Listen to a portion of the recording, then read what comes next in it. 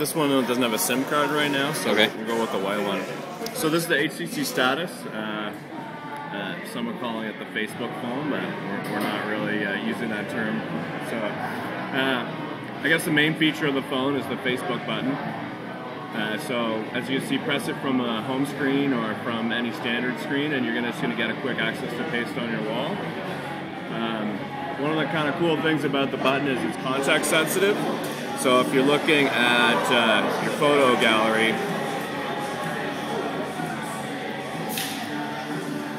and you press the button, then it's going to take you straight to posting onto one of your albums. So you can choose any of your Facebook albums, or create a new album, or it's going to go into a mobile album.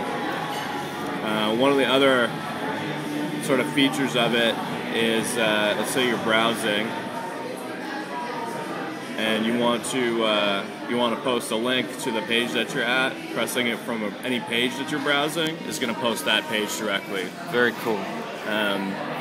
So kind of a lot of the things that you'll find about it are context sensitive, but it's a lot of discovery, right? So, you know, the list of various things it does is pretty long, but a lot of the fun about it is figuring out what it does depending on what you're doing. So same with video. If you're watching a video on the device, you can post that video.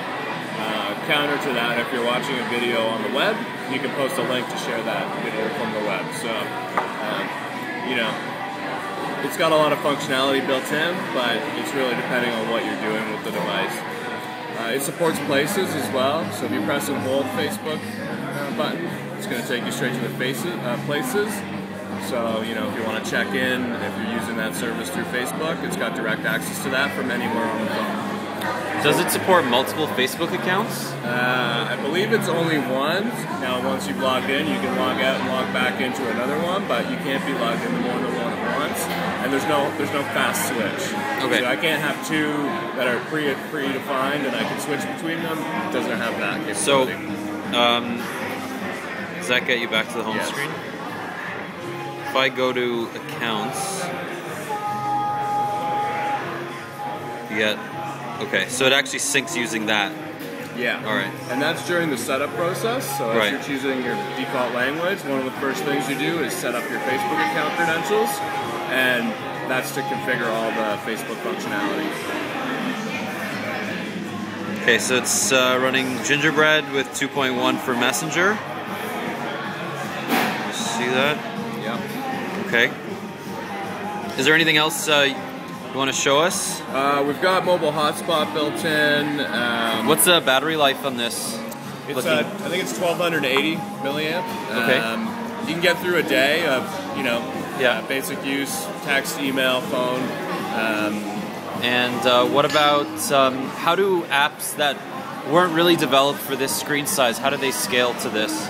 So, I mean, there's definitely a limitation with respect to certain apps in the marketplace. If I've developed my app to only work in portrait mode, then when I load it up on this device, I have to hold the device sideways, right? But it will support portrait landscape mode. Yeah, it will support landscape mode, and it will support apps that are only designed to work in portrait mode. Yeah.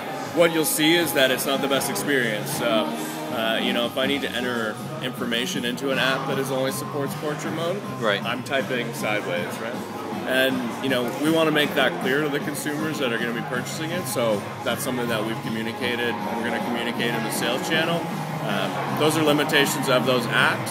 Obviously, if there was an Android-based solution or an HTC solution to that particular kind of issue, then, you know, we would look to implement that. Can I open up Gmail? Yeah. Okay, so it's not configured. No, I have it configured on...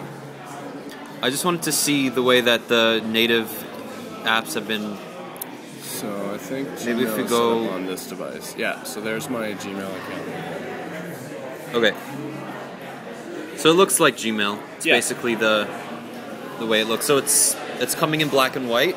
No, the white color is not coming to market. It's coming okay. in black, and we've got a amethyst purple color, so it's kind of like a deep purple. Oh, very cool. Okay. We got majority of our test devices were white. Yeah. The color was changed sort of midstream. So. Okay, so you have the helicopter view. How many screens does it support? 7? It supports 7 screens, and they're dynamic. So if I delete everything from all the screens, I only have 1 screen. And when I scroll to the right, I only have a plus sign. I don't have 7 empty screens or 6 empty screens and right. 1 full one. Very As cool. you add them, the next slot becomes available. So I think that's kind of a new implementation that we haven't seen on other Android devices. You know, you get at most Android devices and you're in the middle and you got 3 pages empty on either side.